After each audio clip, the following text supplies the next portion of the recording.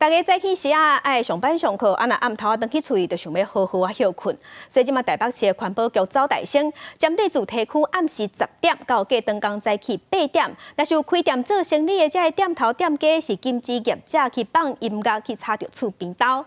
若是违反规定，会依照噪音管制法要求爱改善，上悬可会当罚到3万块。台北市东区的巷仔，各种凉的好食面和特色的小店一大堆，嘛是真侪民众伫下班了后爱去遐饮一杯的所在。但是有真侪伫咧徛街区的餐酒馆和啉酒店，半暝伤吵，拢会影响到住户。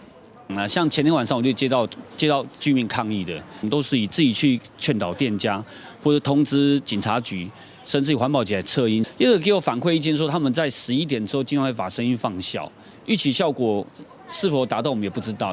台北市环保局统计，今年的1月到10月，餐饮业的噪音定情有1571件，其中897件伫咧徛街区，内面有超过80%拢是第1、第2类的噪音管制区，包括自1、自2、自3。因为安尼，环保局修正规范，暗时10点到灯光早起8点，禁止伫咧徛街区使用扩音设施这设备来放音乐，插着别人的商业行为。1、2类的噪音管制区，晚上10点到早上8点。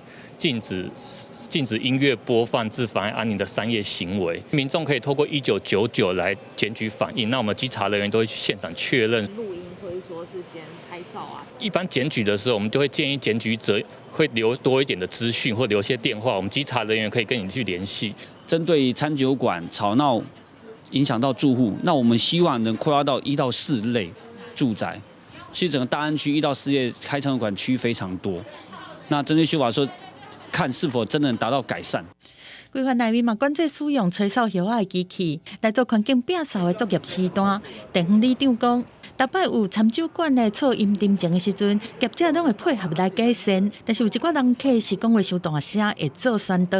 业者若有违规的，依法要求改善，而且会当罚3000到3万。记者综合报道。